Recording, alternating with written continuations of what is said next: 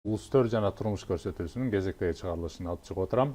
Бүгүн бизде тема мыйзам чыгаруудагы жана мамсектордогу кыргыз тилинин ролу болмокчу. Ал үчүн бизде эки коногубуз бар. Эгер коноктор менен тааныштырып кете турган болсом, менин маңдайымда Жеңишбек Мундуз Абдыжапар уулу мырза, Кыргыз Республикасынын президентине тиешелүү мамлекеттик улуттук тил комиссиясынын баш кадиси. Жана оң жагыбызда бүгүн конокто Жеңишбек Арзымат мырза, Кыргызстан юристтер ассоциациясынын төрагасы, бирок азыр бир аз кечигип атат, бир аздан бизге кошулат деп ойлойм. Эмесе сиз менен толкунду баштай берсек, Жеңишбек мырза. Кечиресиз, Мундуз мырза. Бизде конок келбей, мен адашып атам. Мундуз мырзага биринчи суроом, азыркы кыргыз тили боюнча бүгүнкү күндөрү могу катуу талкууланып атат да. Момбеков мырза кечээ мындай бир кызыктуу мындай сөздү таштап талкууну баштап атат. Могу биздеги мамлекеттик органдардагы колдонулган терминдер, кыргызча колдонулган терминдер эмнеге дал келбейт бири-бирине деп айтып атат да. Мисалы, прокуратурада колдонулган термин менен Минюсттагы термин дал келбей калып атат да. Айта турган болсок, баягы бир жагында мисалы жаза десе, Минюстта жазык деп айтат экен да. Ушуга окшогон терминдер мындай дал келбей атканы бул проблемабы бүгүн? Кантип ойлоп атасыз? Саламатсыздарбы?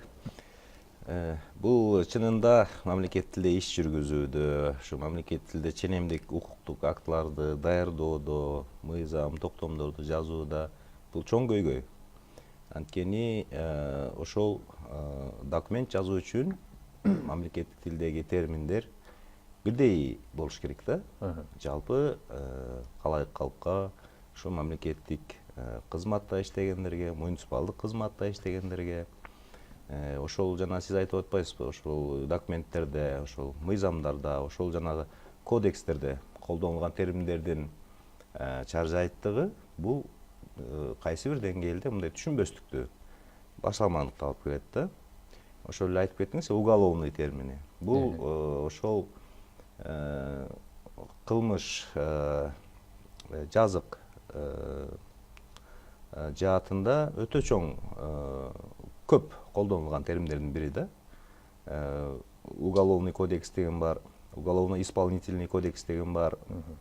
Анан ушу уголовный сөзү ушул биз эгемендикке ээ болгондон эле баштап эле кылмыш деген термин менен которулуп жүргөн экен да. Бирок ошол айрым тилчи окумуштуулар, ошол мамлекет тилде текст жазган, документ жазган, ошо журналисттерибиз, мамлекеттик кызматчыларыбыз, юристтерибиз, ошолор баягы бул түшүнүк бир так болбой жаткан. Анткени кылмыш бул преступление. Жаза болсо бул наказание. Кылмыш жаза кодекси, уголовный кодекс, кылмыш жаза кодекси болуп которулуп калган да, мурунку кодекстерде. Бул ошол түшүнүктүн, уголовный деген түшүнүктүн адекваттуу маанисин бере албайт деген көп талаш-тартыштар болгон. Анан кийин кыргызда, кыргыз тилинин өзүнүн баягы лексикалык курамында жазык деген дагы синоним сөз бар да. Ушул жазык деген сөздү алып чыгалы. Уголовный деген жердин баардыгына жазык сөзүн пайдаланалы. Жазыгы эмне дейт да? Бул киши жазыгы ушундай болуп, анан өзүнүн жазыгына жараша айыбын аткарып атат, айып тагылды деп айтылат да. Анан бул ошол терминологиялык комиссияда ушул уголовный деген сөзгө, терминге бир түшүнүктү бериш үчүн ушу жазык деген түшүнүктү киргизген да. Анан ал жана сиз айтып аткандай кодекстин өзүнө кийинки баягы өзгөртүүлөрдө кирип калган жазык кодекси болуп. Азыр мына жогорку сот деген сот тутумунда жазык кодекси, жазык иштери, жазык жоопкерчилиги деле деген түшүнүктөр сөз айкаштар колдонуп жүрөт.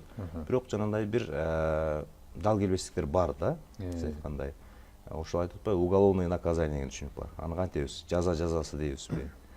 Ошону жазык жазасы деп алыш керек. Эки жолу жазык болуп атат. Жазык жарасы деп алыш керек. Ушундай бир дал келбестиктерди бирдей элештириш керек да. Анан азыр коногубуз кичине кечигип атпайбы? Ушул кыргыз Республикасында ошол жалпы иш кагаздарды мамлекеттик тилде жүргүзүүдө терминдерди бирдейлештирүү маселесин улам улам көтөрүлүп өзүнүн баягы бир ишке ашырылуучу мезгилине бышып жеткен да. Бул ошо 2011-жылдары. Ага чейин эле терминологиялык комиссия бар. Мурда Улуттук илимдер академиясынын астында иштеп келген. Сайыстын убагында да энциклопедиялык сөздүктөрдү, тармактык сөздүктөрдү чыгарып келишкен. Анан кийин ушул мамлекеттик тил боюнча улуттук комиссиянын алдына өтүп, мамлекеттик тил комиссиясынын карамагына карап, анан 3 жолу терминдердин сөздүгүн чыгарганда, 3 ирет. Ошондо деле ошо уголовный сөз жазык. Жана башка көп түшүнүктөрдү тактаганга аракет кылганбыз да. Мисалы үчүн уголовный эле эмес, көп бир мындай бир кыжаат кылган терминдер бар. Мисалы үчүн распоряжение. Өтө көп колдонулган бир юридикалык өзүнүн жүгү бар термин да. Распоряжение. Бул болсо буйрук деп алынып келген да. Приказ деген да түшүнүгүбүз бар. Ал дагы буйрук, распоряжение да буйрук. Анан распоряжениенин баягы лексикалык, юридикалык баягы жүктөмүн карап көрсөк, бул буйрук менен токтомдун ортосундагы түшүнүк да, укуктук түшүнүк. Аткарууга баягы милдеттендирүүчү укуктук түшүнүк. Анан ошону дагы карап отуруп, буну баягы кыргызда тескөө, тескеме деген түшүнүк бар деп ошону сунуштаганбыз да. Тилекке каршы терминологиялык комиссия иштеп чыккан сөздүктөр баягы сунуш иретинде эле калып, көпчүлүк баягы билесиз эми тил, термин бул субъективдүү маселе болуп атпайбы? Сиз башкача түшүнөсүз, мен башка түшүнөм. Анан коомчулукта дагы азыр аябай активдешип кеткен. Баягы менин агайым Сыртбай Мусаев айткандай, оозу менен сүйлөп, мурду менен тынып, буту менен баскан баары эле тилчи. Баары эле акылман, баары эле үйрөтүүчү, баары эле. Бул мага жакпайт, бул термин мага жакпайт, биздин айылда антип сүйлөбөйт. Буну каяктан таптыңар деген талаш тартыштар да көп да. Мен өзүм билгендей жазам, мен өзүм билгендей сүйлөйм, мага кимиңер кандай тыюу сала аласыңар деген. Макул, сиз өзүңүз билгендей жазыңыз. Публистикалык макалаларга жазып бериңиз, гезит журналдарда сүйлөй бериңиз. Бирок документ жүргүзүүдө бирдейлештирели. Унификация деген дүйнөлүк практикада түшүнүк бар. Терминдер ошол, мисалы үчүн президенттин аппаратында буйрук деп, анан жогорку кеңештин аппаратында тескеме деп, өкмөттүн аппаратына буйртма деп атса, элдин да башы айланат да. Эмне жөнүндө сөз болуп атат. Анан орусчасын карайт, бул деген распоряжение термин турбайбы? Анан 3 чоң бийликтин башында бутагында турган 3 чоң аппаратта 3 башка бир эле термин. Бул өзү баягы бир казус да, мындайча айтканда. Ошон үчүн буну бирдейлештирели деп ошо тескеме деген токтогонбуз да. Ушул өңдү анан заказ деген баягы көп колдонулган рынок шартындагы терминдер бар. Буйрутма деп жүрөбүз, тапшырык деп жүрөбүз. Сөзүңүзгө аралжы да, бул азаттыкта дагы могу эмне дейт, акмалап деген сөздү колдонушат да. Анан бир жолу булар акмалап жүрөт деп мындай жазса азаттыктан, тиги Байболов мырза ага арданып ачуусу келип атат да. Мен эмне акмалап жүрүпмүн мен. Акмалабай эле жүрөм деп. Ошол сыяктуу экөөнүн эки башка түшүнүгү бар. Ошондой бир жана айтып атпаймынбы, Байболов ошону туура эмес кабыл алып атат да. Аны аңдып жүргөндөй, артынан бир саяр түшкөндөй бир кабыл алып, мен анда жүргөн жокмун деп. Ушул өңдүү баягы субъективдүү деген ошол да. Ар ким ар кандай кабыл алат. Мейли, андай боло берсин, тил байый берсин. Тилде синоним деген түшүнүк бар, колдонула берсин. Бирок ал мындай бир көркөм чыгармаларда, публистикалык мейли илимий стилинде өзүнүн эмгегин, диссертациясын жазып атканда колдоно берсин. Бирок документтерди алып түшүндүрмө менен бирдейлештирели да. Документ деген бул ченемдик укуктук акты да. Бул аткарылууга тийиш. Бунун өзүнүн стилдик өзгөчөлүгүнө ылайык буга да көркөмдөп жазууга болбойт. Буга деги кошумча элестүү түшүнүктөрдү берүүгө болбойт. Анын тили так, кургак болуш керек да, документ тили. Анда колдонулган терминдер дагы так, анан бирдей болуш керек. Ошол жазык аткаруу мамлекеттик кызматында чыккан термин юстиция министрлигинде да ошондой болуш керек. Башка токтомдордо ошондой чыгыш керек. Анан токтомдо өкмөт чыгарган токтомдо башка, башкы прокуратуранын токтомунда башка болот болсо бул кандай? Бир мамлекет болсок, бир эки башка мамлекет болсок бир жөн. Ошон үчүн ушуларды бирдейлештирели деп жана сөзүн башында айтып кетип атпаймынбы? Жогорку кеңештин билим берүү маданият комитети бар. Ошол 5-чакырылыштын депутаттары ошол кезде Кани Осмонаев деген агабыз жетектеп турган. Анан ошолордун колдоосу менен USAID деген, USAID DFID деген эл аралык уюм бар. Ошолордун каржылоосу менен ушул юридикалык атоолор терминдерди жана башка түшүнүктөрдүн орусча, кыргызча сөздүгүнүн долбоорун иштеп чыкканбыз да. Ошонун башында ошол Жеңишбек Арзыматов деген жигит турган. Азыр келсе өзү да кеңиреак айтып берет. Ошондо максат терминдерди бирдейлештирели. Бирдейлештирели, бүт Сиздер сөздүк жаздыңыздар деп уктум, ооба. Ошол сөздүк жазганда мындай да, биз велосипед ойлоп чыккан жокпуз. Мурдагы терминологиялык комиссия чыгарган 3 жолку басылып чыгарылган сөздүктөрдү алдык негиз кылып.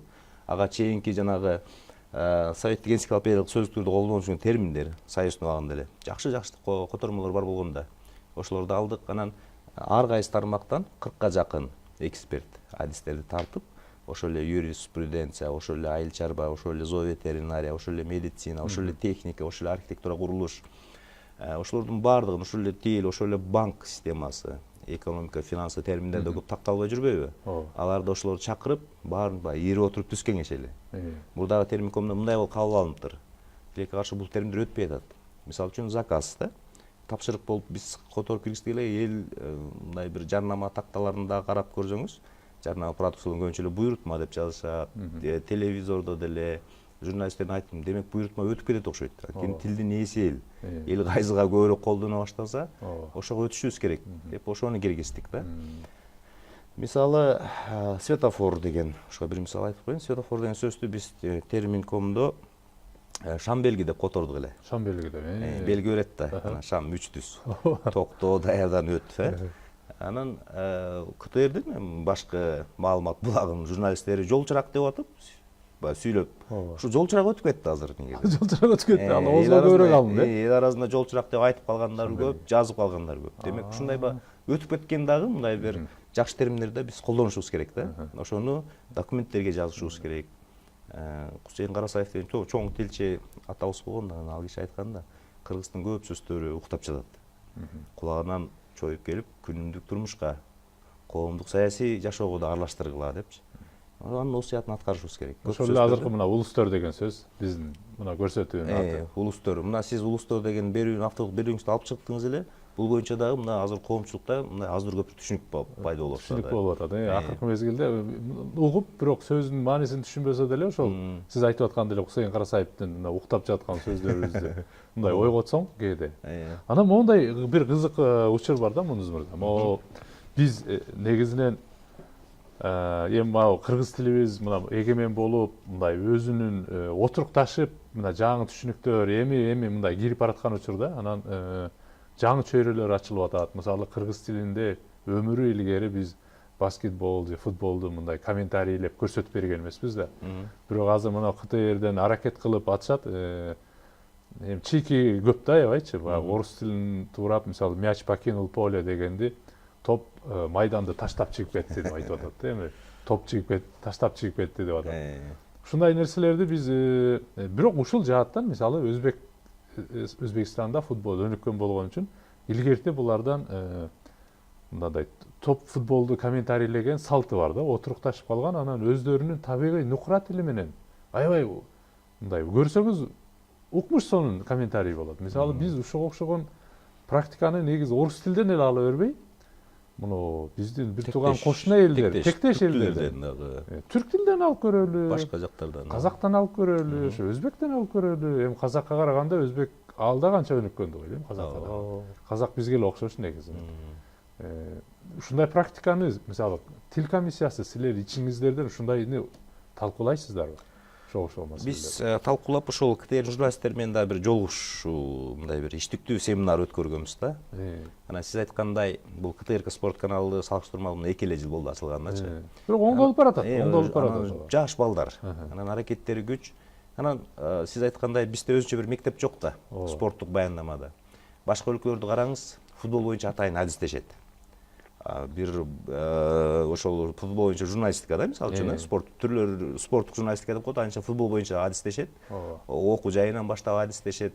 Андан кийин ошол жалаң футбол боюнча берүүлөрдү. Мисалы үчүн Виктор Гусев, Россияда. Кандай анын баяндамасын көрүп отурсаң, жөн эле футбол ошо полёдо отурган, талаада карап отургандай болосуң. Маслаченкону көргөндө, Перетуринди көргөндө жыргайт эле. Алар тим эле ар бир оюнчу каерде кандай, качан туулгандан бери бүт маалыматты кулагыңа куюп коет эле да.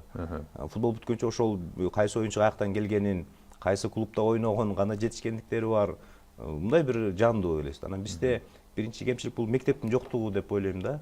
Анан бизде азыр спорттук баяндама аралаш болуп атат да. Ошол эле бир журналист, тележурналист футболду баяндаса, эртеси күнү көкбөрүнү баяндайт.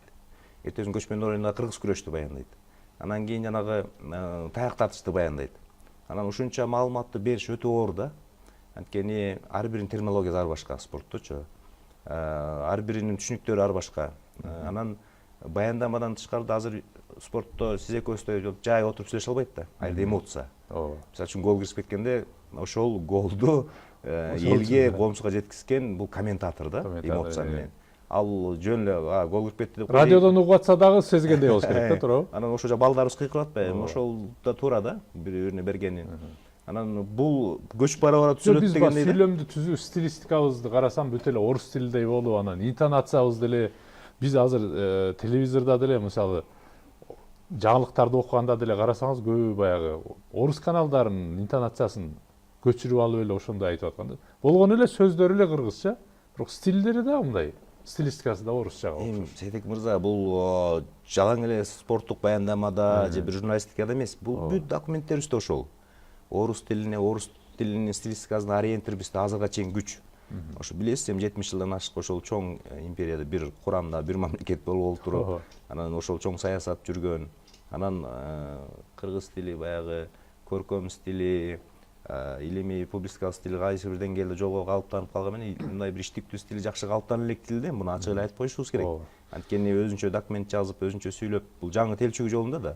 Бирок баягы Манасты жараткан тил абдан бай тил, мындай көркөмдүк жактан. Бирок ошол баягы документтерде, анан ушул спорттук тармактарда, бир тармактарда колдонууда мындай бир өзүнүн тажрыйбасы жетишсиз да. Бул баягы колдонуп. Анан кемчиликти туура айттыңыз. Орус тилине, ошол орус тилинде баяндама берген комментаторлордун тилине карайбыз. Документ жазганда дагы орусча документтерге ылайыктап жазабыз. Маалыматтарды, справкаларды деле мыйзам жазганда деле азыркыга чейин жашырын эмес да. Жогорку кеңештин депутаттары дегенде орусча мыйзам даярдайт, анан которот. Токтом даярдаса деле орусча даярдайт, анан которот. Бул баягы көз карандылык ошол жака ориентир алуу азыркыга чейин күч да. Бирок сиз айткандай ошол тектеш тилдердин практикасына. Өзбекстан Союз убагында эле тилин жолго коюп алган өлкө да, мындайча айтканда. Сүйлөө речинде, ошол жана спорттук баяндамасын айтып кеттиңиз, башкасында деле өздөрүнүн баягы жолун таап алган. Ошолорду карап, анан бизден дагы орусташып кеткен Казакстан деле азыр мындай бир радикалдуу түрдө казакча сүйлөп, казакча баягы иштөө, казакча жазууну модага айлантып алган эл да. Булардын деле жакшы жагын алышыбыз керек. Мисалы да. Анан түрк тилдеринде башка мына чыгыш тилдеринде өзүңүз мына Кытай, Япон тилдери боюнча ал жактан деле бизге баягы ылайыктууларын алып, ошону өзүбүздүн тилибизде күнүмдүк турмушта колдонуп жүрсөк эмне болбойт. Ошол ылайыктуулугун алып эметсек боло берет да. Бул убакыттын иши го деп ойлойм. Азыр биз кичине мындай бир башаламан коомдо жашап аткандай сезиле берет да. Ар кимибиз баягы өз алдыбызча казанчынын өз эрки кайдан кулак чыгарса дегендей өз алдыбызча жазып, өз алдыбызча сүйлөшүнчүбүз, бирок барабыраак калыпка түшөт деген ишеним бар. Мен сиздерге суроо могу тил комиссиясы бар эмеспи президенттин астындагычы?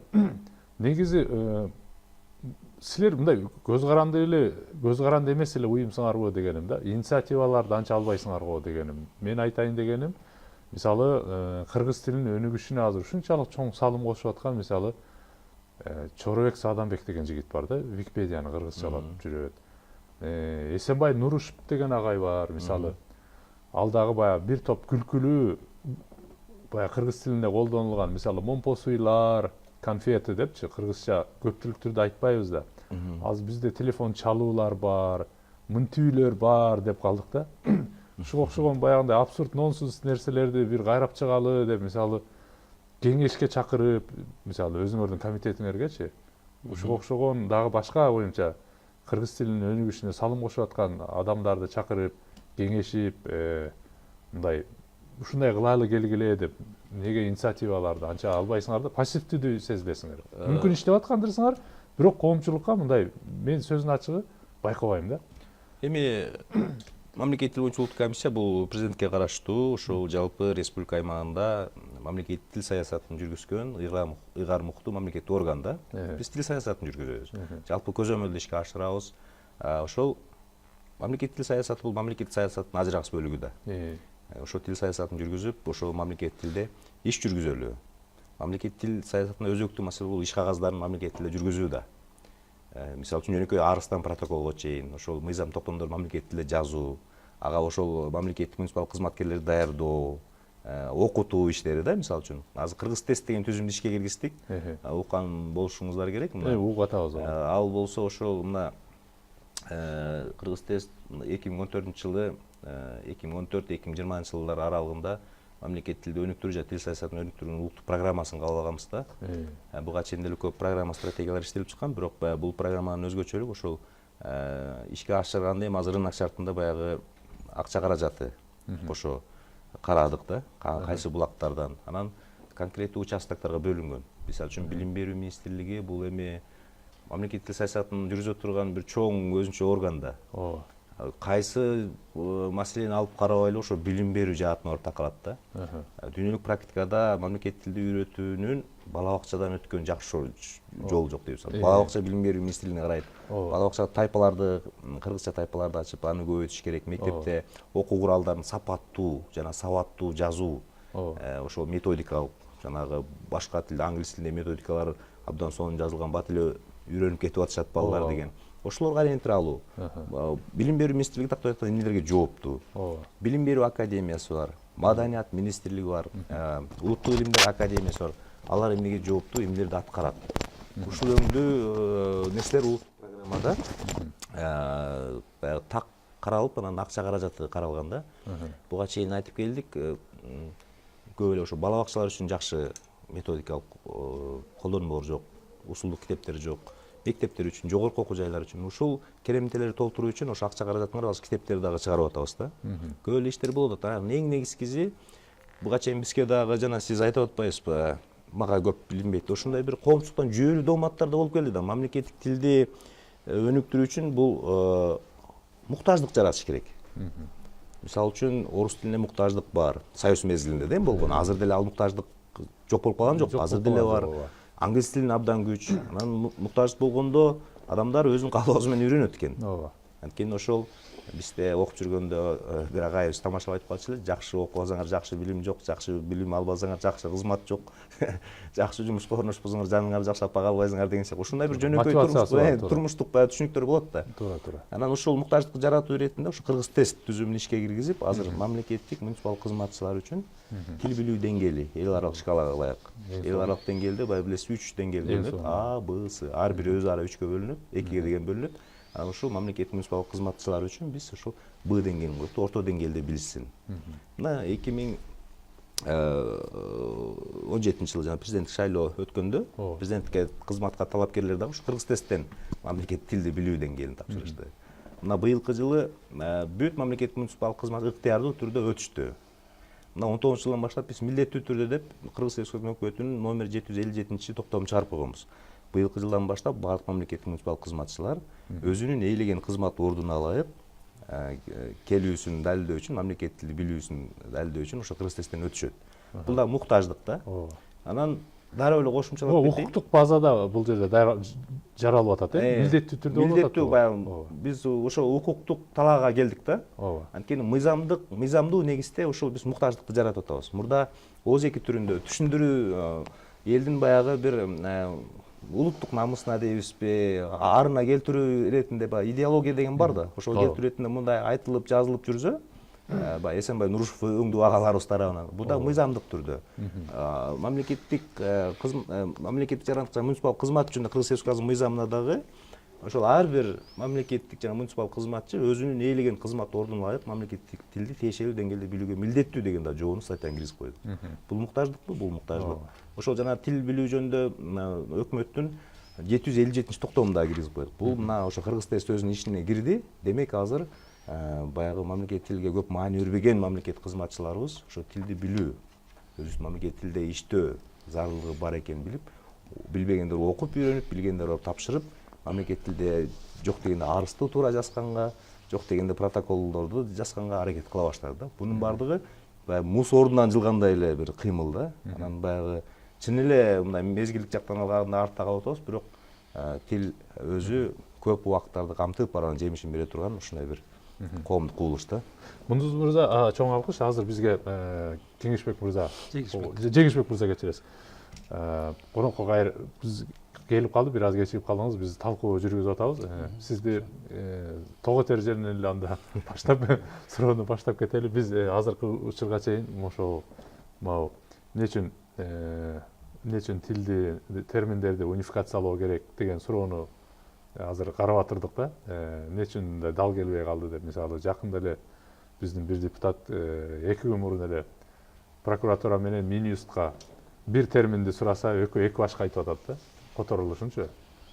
Прокуратурада ал мисалы жаза мисалы кылмыш жаза кодекси деп айтып атат. Минюста болсо жазык кодекси деп айтып атат. Анан ама силер кимсиңер деп атат да, кимиңерге ишенели эми деп ушундай коллизиялар пайда болгон учур болуп атат да. Ушул эми бул суроону азыр жообун алдык деп ойлойм. Эмне үчүн мындай бирдиктүү шартка келе албай атканыбызчы. Сизге мындай фундаменталдуу суроо азыр. Муну ушул боюнча да айтып кетсе болот, ушул сөздүн башында. Мейли, бир аз кириш сөз катары айтып берсеңиз кысканда ушу тууралуу. 2011 жылы биз чоң долбоорду ишке ашырганбыз. Эл аралык уюмдардын колдоосу менен USAID жана DFID аркылуу биз жогорку кеңешибизге мыйзам чыгаруунун сапатын жогорулатуу багытында көмөк көрсөткөнгө аракет жасап, мыйзам чыгарууда жана укук колдонууда эң көйгөйлүү маселе бул юридикалык атоолордун жана түшүнүктөрдүн ар түрдүү колдонушу болуп эсептелген. Ошондуктан бир мыйзамда сиз айтып кеткендей жазык кодекси деп турса, экинчи мыйзамда кылмыш кодекси деп, анан мыйзам чыгаруучуларга, юристтерге, жалпы эле элге көп тоскоолдуктар болгон. Ошондуктан биз демилге көтөргөнбүз, тил комиссиянын колдоосу менен биргеликте 40тан ашуун мамлекеттик органдардын өкүлдөрү тарабынан эксперттер, лингвисттер, сот тармагында иштеген бардык адистерди топтоп ушул сөздүктү жаратканбыз. 14 миңден ашуун түшүнүк жана атоолордон турат. Негизги максаты мыйзам чыгаруудагы жана укук колдонуудагы карама каршылыктарды, түшүнүксүз терминдерди иреттеп бирдейлешүү максатында. Азыркы учурда 2014 жылы чыгарганбыз ушул сөздүктү. Ар бир сөздүк эмне деп аталат? Юридикалык атоолордун жана башка түшүнүктөрдүн орусча, кыргызча сөздүгү деген сөздүк. Бул 2014 жылы 2000ден ашуун тираж менен чыккан. Бекер бардык мамлекеттик органдарга таратылган. Тагыраак айтканда өкмөткө, жогорку кеңешке, сот тутумуна, прокуратура органдарына, ошондой эле жергиликтүү өз алдынча башкаруу өкүлдөрүнө бардыгына таратылган. Азыркы учурда сөзсүз түрдө тил комиссиясында берилген. Азыркы учурда көп мамлекеттик кызматчылардын столдоруна байкап калабыз да бул сөздүктү. Турат, Бүгүнкү маалда бул эң легитимдүү сөздүк десем мен жаңылбайт болушум керек. Себеби дегенде ар бир бийликтин бутактарынын өкүлдөрү, лингвисттери катышкан. Ошондой эле жогорку кеңештин билим берүү комитети тарабынан чечим менен жактырылган. Ошондой эле президенттин астындагы мамлекеттик тил боюнча улуттук комиссиясынын корутундусу менен жактырылган, Илимдер академиясынын корутундусу менен жактырылган. Бардык бул маселени тескеген, тейлеген тиешелүү мамлекеттик органдар өзүнүн орусча айтканда добросун берген. Жактырылган. Азыр колдонулуп жатат. Эгерде мыйзам чыгарууда, иш кагаз түзүүдө, жүргүзүүдө эгер ушул сөздөргө, терминдерге шилтеме жасаса, менимче жаңылышпайт адистер. Эң сонун. Азыр могу ошол кыргыз тилди баягы унификациялоодо негизи ошо бүт органдарда азыр мисалы ушул сыяктуу коллизиялар болбош үчүн негизи ушул бирдиктештирүү өзү кимдин функциясында? Ошону көзөмөлгө алыш бүгүн кимдин иши бул өзү? Бул эми өтө кичине татаалыраак маселе. Бул өзүбүздүн тил комиссиясынын практикасында. Кечээ монда айтып атат да, могу эксперттер силер күнөөлүүсүңөр, эл аралык уюмдар мына силерге акча берип атат, анан силер кылып ушинтип айтып атасыңар, түкүрүк менен какырыктын айырмасын билбейсиңер, мына силер күнөөлүүсүңөр дегендей угулуп калып атат да. Эми түкүрүк менен какырык бул коомдо чоң резонанс жаратып ийбеди. Биз адамдын жогору жагын тескеп алалы деген аракет болду да. Биз мына азыр Жеңишбек мырза көрсөттү. Ошо атоолордун, юридикалык атоолор жана башка түшүнүктөрдүн орусча кыргызча сөздүгү 2014 жылы чыкты. 3 жыл талкууда ошо ар кайсы тармактагы адистер 40тан ашык адис китепти барактап көрсөңүздөр болот. Ошолор баардыгы талкуулап, ортосунда баягы акыркы вариант деп, соңку вариант ушул да чыгарылган. Анан биз буга чейин 3 ирет чыгарганбыз. Терминологиялык сөздүктөрдүн орусча кыргызча сөздүгүн, терминологиялык терминдердин орусча кыргызча сөздүгүн да. Анан биздики баягы сунуш иретинде эле болуп калды да. Бирдейлештирүү маселеси өтө оор маселе да, унификациялоо. Анткени мамлекеттик ой чогулук комиссиянын алдындагы терминком иштеп чыккан сөздөр, түшүнүктөр, терминдер коомчулукка сунуш иретинде эле болуп атты да. Таңуулай албай аттык. Бир учурда ушул өкмөттүн атайынын токтому менен, чечими менен ошо терминдерди бирдейлештирип мамлекеттик мекеме уюмдарга, ведомстволорго, агенттиктерге дагы жөнөтүп аткан учурлар болду. Ушундай кылып колдонугула, ошол распоряжение тескеме деп колдонугула мисалы үчүн. Бул дагы өзүнүн жемишин жакшы бере албай калды да. Бул жерде деле ошол баягы эски калыптанып калган шаблон менен, мурдагы калыптанган стандарт менен эле жазып, ошол баягы бланктарына кандай жазып, ошол эле иш жүргүзүп аткандар көп болду. Анан бул сөздүк чыгаруунда негизги максаты ушул болгон. Биринчиси ушул мыйзам жазуу, документтерди кыргызча жазуу ишине көмөктөшүү, экинчиден терминдерди бирдейлештирүү. Негизги максаты ушул сөздүктүн. Анан кантип бирдейлештиребиз? Маселе ушунда турат да. Кантип биз буйрук иретинде сунуштай алабыз? Көптөр түшүнбөй атты, жанагы биз өзүбүз урматтап сыйлаган Эсенбай Нурушбек агабыз деле өзү эле айтып чыкты, кантип мени баягы мажбурлайсыңар, мен каалагандай. Жок, агай, сиз каалагандай жаза бериңиз, сүйлөй бериңиз, макала жазасыз. Бирок пикирин угуп, мындай талкууларды кылып туруу жакшы болот. Бул терминкомго көбүрөөк чакырдык ал кишини. Азыркы терминология комиссиясында мүчөсү бар ал киши дагы, анында баалуу сунуштар бар да. Анан жок, документтерде, расмий документтердин тили, термин расмий болуш керек. Жана биз жогоруда да айтып кетпедикпи? Бирдей болуш керек. Бир мамлекет, бир элбиз. Анан ошол документтердеги терминдерди эле бирдейлештирип алалы. Анан мындай коомдук баягы чөйрөдө турмушта эми каалагандай сүйлөп жаза бергиле деген ой болду да. Анан бул китепти чыгарып биз ойлогонбуз, чыгарып эле басып чыгаргандан кийин көп маселелер өзүнөн өзү жолго коюлуп кетет. Анан буну дагы легитимдештирүү үчүн ошол жогорку кеңештин комитетинин чечими менен бекиттик да. Ошол эми баягы легитимдүү болсун. Жогорку кеңеш деген бизде ошол 2010 жылкы конституция боюнча баягы орусча айтканча самозванец болбосун деп. Самозванец болбосун. Жогорку кеңеш бул парламенттик башкаруу эме талаасына келдик. Мамлекет биз деп 2010 жылкы конституцияны кабыл алганда ошентип уралабадыкпы. Анан жогорку кеңеш бул эң чоң жогорку орган. Анын сунушу бардык мамлекеттик органдарга, мекеме уюмдарга бирдей, милдеттүү түрдө болуш керек деген ой менен ошол чечим, жогорку кеңештин комитетинин чечими менен бекиткенбиз да. Бүгүнкү күндө азыр ушул китеп өзүнүн баягы аз да болсо жемишин берип атат. Бул акырында өтө турган нерсе экен да. Убакыттын иши, аябай эле акырын. Анан биз ошол жогорку кеңештин өзүнүн баягы буйругу менен же токтому менен бекитейин дегенбиз. Анан ал дагы баягы мыйзамдык жактан өйдө ылдый болду окшойт, бирок ошол комитеттин чечими менен гана бекип калды да. Эгерде ошол жогорку кеңештин бизде мамлекеттик тил жөнүндө мыйзамга киргизип коюп турбуз, деги орфографиялык эрежелер жана алфавит гана жогорку кеңеш токтому менен бекитилет деп. Бул чоң маселе да. Анан ушундай бир терминдерди дагы ошол мыйзамга киргизип алсак, жогорку кеңеш бекитип берсе, мисалы үчүн 2008 жылы орфографиялык эрежелерибизди бекитип берди.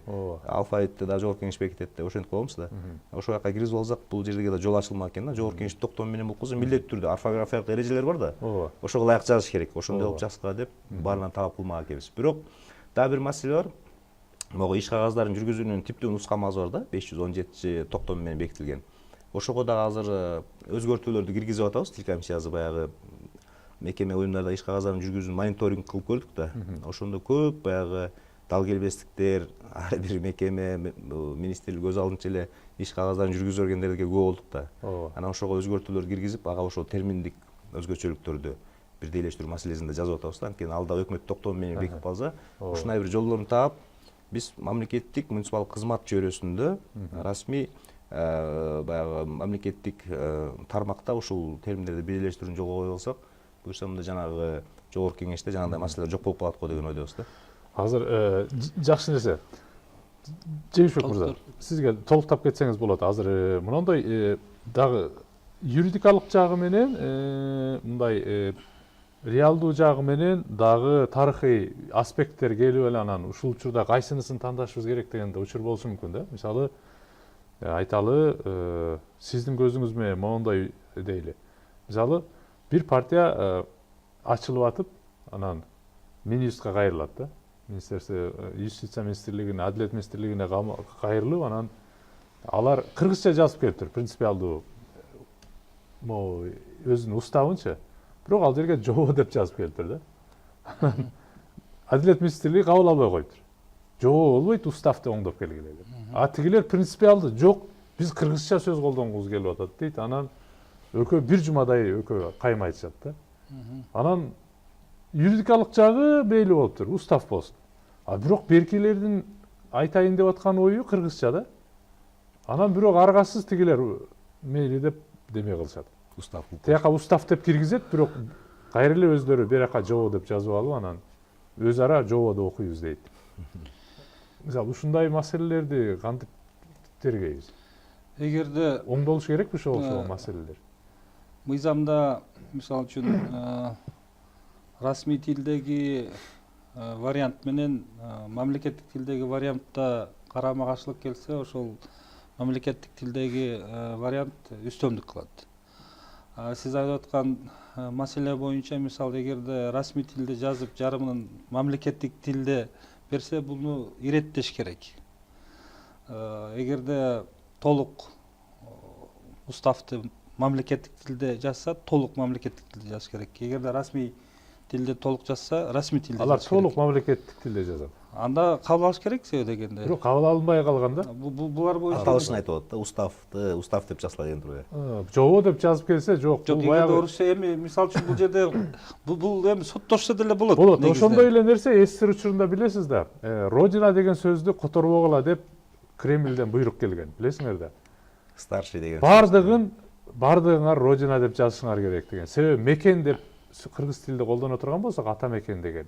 Анда кыргыздар автоматтык түрдө биздин ала тоону, Кыргыз Республикасын гана элестетип калат экен дагы.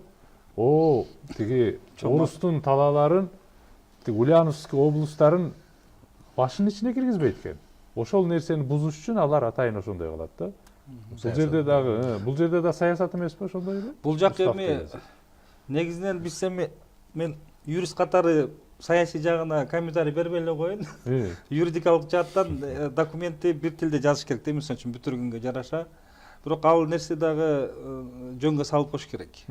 Анан мурунку сиздин сурооңузга жооп катары, кайсыл мамлекеттик орган ушул бирдейлештирүүгө жооптуу деген сурооңузга мен жооп берейин. Бир мамлекеттик орган жооптуу дегенден алысмын. Себеби дегенде ар бир мамлекеттик органдын өзүнүн тиешелүү жоопкерчилиги бар. Мисалы үчүн улуттук комиссия, мамлекеттик тил боюнча улуттук комиссиясынын өзүнүн тил саясатын жүргүзүү боюнча максаттары бар. Жогорку кеңештин мыйзам чыгаруу, өкмөттүн мыйзамдарды ишке ашыруу, ошонун баардыгын жөнгө салган өзүнүн укуктук булактары болот. Ошол укуктук булактарга ар бир тиешелүү мамлекеттик органдардын өкүлдөрдүн бир жерге чакырып, консенсустун негизинде баардыгын чакырып, координациялык кеңешме түзүп туруп, урматтуу туугандар, биздин максатыбыз бир. Мен мыйзам жазсам, сиз аткарасыз. Сиз сот ишке ашырасыз. Талаш тартышты чечесиз. Ошондуктан баардыгыбыз ушу бир эреже менен ойнойлу деп туруп, ошол эрежелерди тактап туруп, ушу жогорку кеңештин токтому менен же мыйзам аркылуу бекитсе болот. Мисалы да. Азыркы эгер соттошуп калды дейле да, азыркы учурдачы, могу жобо менен уставды принципиалдуу соттошуп кетсе, сотко кайрылды. А сотто ал жерде эксперттик билими жок да, тил боюнчачы. Алар кимге, эмнеге таяныш керек? Келип эле кайра, мисалы тил комиссиясына кайрылсын, тилчилерге кайрылсын. Алар болсо кайра келип эле, бул устав деп илгери колдонуп жүрүптүр деп эле анан кайра алар устав деп чечим чыгарып берип койсочу. Ошол бойдон устав кала берип анда. Юстиция министрлигине караштуу соттук экспертизалык борбор бар да. Аларга кайрылат. Алар болсо ошол илимдер академиясында бизге кайрылат сөздүктөргө азыркы күнгө чейин жашыруун эмес бул легитимдүү орусча кыргызча сөздүк катары чоң сөздүк катары Юдахин редакциясында чыккан баягы илгерки эле орусча кыргызча сөздүк бар. Анан кийин азыр терминдерди бекиткен жогорку кеңеш чечими менен бекитилген баягы иштелип чыгып баардык мамлекеттик органдардын жактыруусунан өткөн бул юридикалык терминдин орусча кыргызча сөздүгү бар. Ушул эки сөздүккө карап ушул эки сөздүктө кандай алынса ошого жараша берет да корутундуну. Ошонун негизинде баягы сот чечим чыгарат, соттошуп кетет. Мисалы менде мындай бир ой бар да, негизи юридикалык дегендин эки аспектиси бар деп ойлойм. Биринчиси бул техникалык аспектиси, анан экинчи аспектиси бул саясий аспектиси деле бар да. Саясий аспектиси биз буну кантип чечмелейбиз? Бир эле нерсени. Мамилебиз да го. Ал эми техникалык жагы могул жерде моундай деп жазылган, ошон үчүн моуну аткарышыбыз керек дегенчи. Мисалы айталы, Караколдун губернатору мурда ГАИ тарабынан кармалып калды. Праваң жок деди. Мыйзамга таянганда юридикалык жактан праваңды жаныңда алып жүрбөсөң, сен штраф төлөп машинең монтиш керек делип атат да. Бирок ошол эле учурда биз диджитализация азыр санариптештирели деп атабыз. Десек, анда биз жаныбызга праваны алып жүрүш бул шарттуу эле түрдө болуш керек деп айтып атам да. Юридикалык күчкө ээ болбойчу.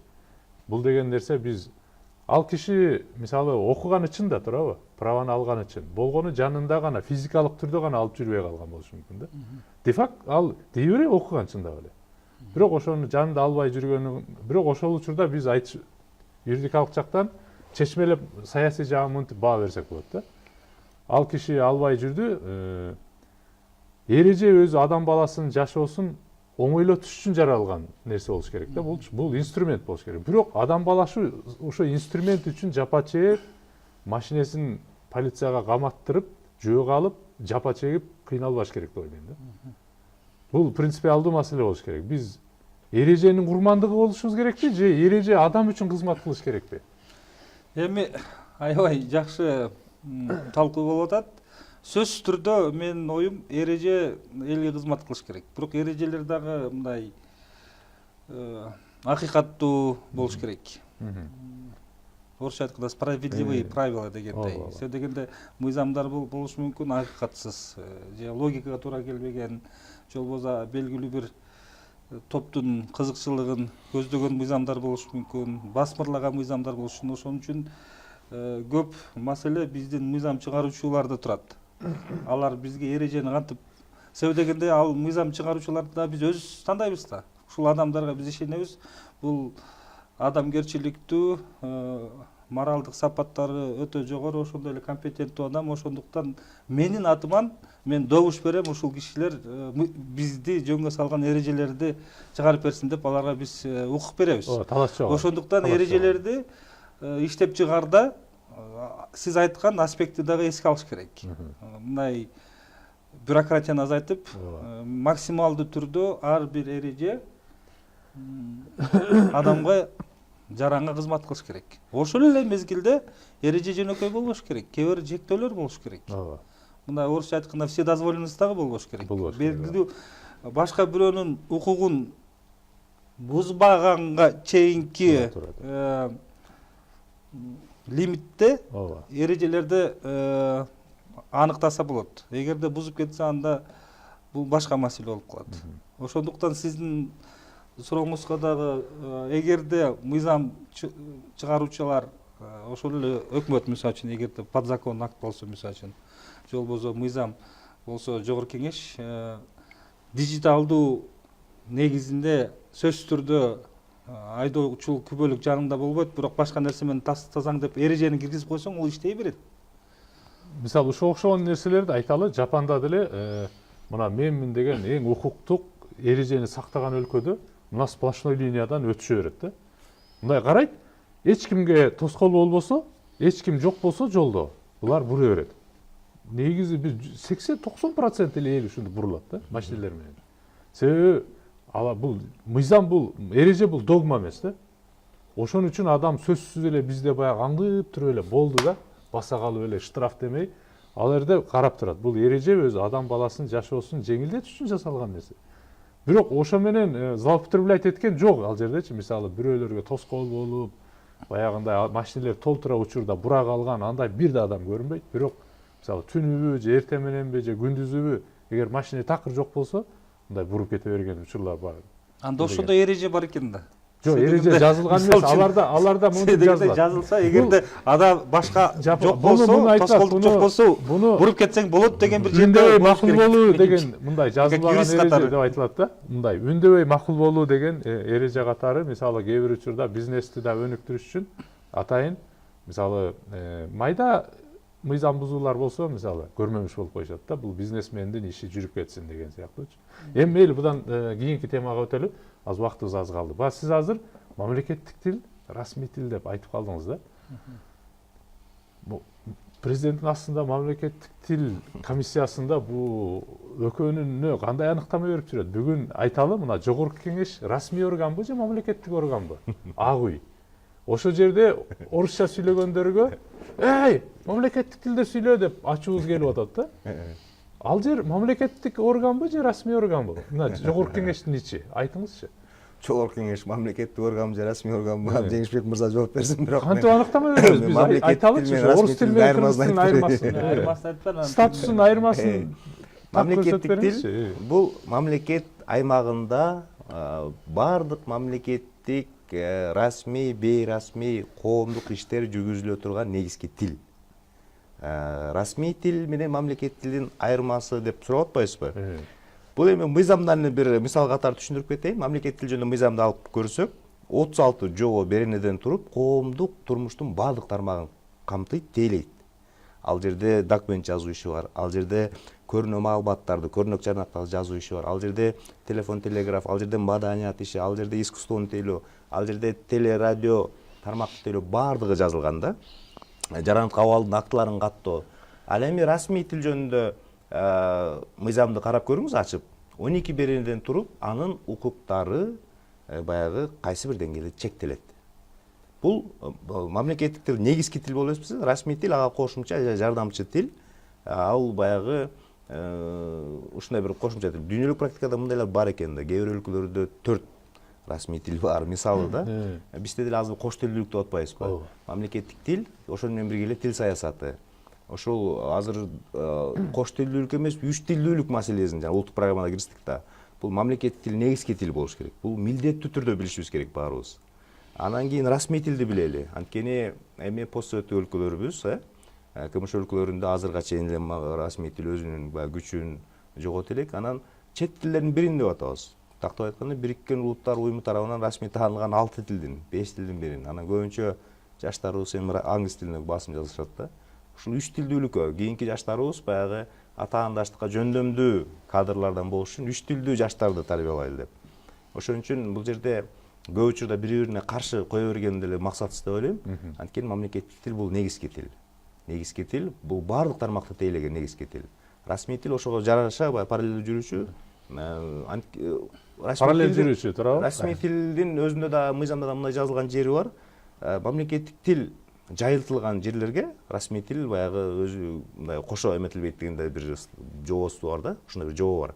Анткени мамлекеттик тил негизги тил болуп аткан, расмий тил ага баягы жолтоо кылбаш керек дегендей бир логиканы киришкен да. Жеңишбек мырза, азыр ушул эле сөздү улап кетели. Жогорку кеңеште айталы, бир чоң мейли мына депутаттардын алдында рапорт жасап атат дейли, отчет берип атат дейли. Орусча жазып атса, эмне кыргызча кылбайсың десе, тиги киши айта алабы укугунан пайдаланып? Жогорку кеңеш бул расмий орган, ошон үчүн мен расмий тилде айтып атам десе болобу? Юридикалык жактан. Эми жогорку кеңеш бул албетте сөзсүз түрдө бул мамлекеттик орган болуп эсептелет. Себеби мамлекеттин бийлигинин бир негизги бутагы, ошондой эле өкмөт, башка органдар булар мамлекеттик орган болуп эсептелет. Мамлекеттик органдын иш аракеттери, байланыштары башка субъекттер менен бул расмий түрдө болот. Буну аралаштырбаш керек өзү.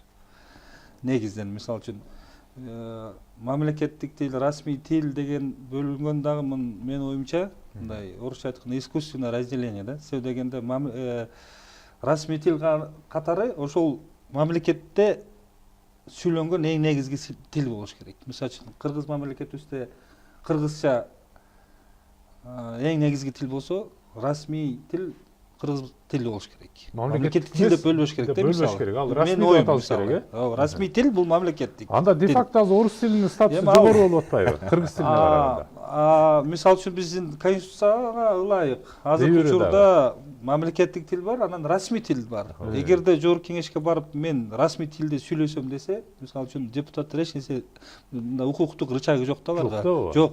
Бир гана анан эмнеге алар кыйкырып атышат? Же мындай санкция бере албайт. Бул бир гана мындай саясий мындай таасир этиши мүмкүн да, мисалы үчүн тил саясатка эске алып, мамлекеттик программаларга эске алып, ошолго эле таяна туруп мындай саясий жактан мындай таасир этсе болот. Бирок укуктук жактан эгерде расмий тилде сүйлөсөм чектеш кыйыныраак болуп калат го, укуктук жактан. Мүмкүн деле эмес, боюмча. Кыйыныраак маселе мүмкүн эмес коюнчачы. Мырзалар тилекке каршы бизде убакыт аягына келип атат чынында. Бирок мен дагы абдан кызыктуу жерине келгенде бүтүп калды. Саясат болуп кетет. Мисалы сиздердин органды өзгөчөчү. Могу кыргыз тил комиссиясынын функциясы жөнүндө да сурайын дедим эле да. Өтө мындай маанилүү, биз коомчулук биле турган, билбей жүргөн нерселерди биз билип алышыбыз керек эле. Ошого да убакыт жетпей калды. Бирок тилекке каршы эми оюмча бул азыр бүттү да уже. Азыр бүтө элек, азыр бүтөйүн деп атат. Бул бизге кайра да мүмкүнчүлүк берип атат да, ушунун экинчи сериясын улап кеткенгечи ушу талкуунунчу. Кудай буйрса. Кудай буйрса сиздер дагы келип бересиздер деп ойлойм. Оюмча мындай абдан бул кызуу талкуу дагы уланыш керек деп ойлойм да. Себеби биз баарыбыз тең эле мына өзүбүздүн кыргыз тилибиздин дагы мындай чындап эле тирүү тилге айланып, башка тилдин көлөкөсүнөн чыгып, өз алдынча башка тилди көлөкө кылып кете тургандай мындай доорду алып келишимди каалайбыз деп ойлойм да. Келип бергениңиздерге эмесе чоң алкыш. Урматтуу көрүүчүлөр, эмесе биздин улус төр жана турмуш көрсөтүүбүздүн кезектеги чыгарылышы соңуна келип чыкты. Бүгүн биз сиздер менен мыйзам чыгаруудагы жана мам сектордогу кыргыз тилинин ролун талкууладык. Ал үчүн бизде Жеңишбек Арзымат мырза менен Мундуз Абдыжапар уулу конокто болду. Эмесе мен сиздер менен кайрадан көрүшкөнчө сак саламатта туруңуздар дейм. Жакшы туруңуздар.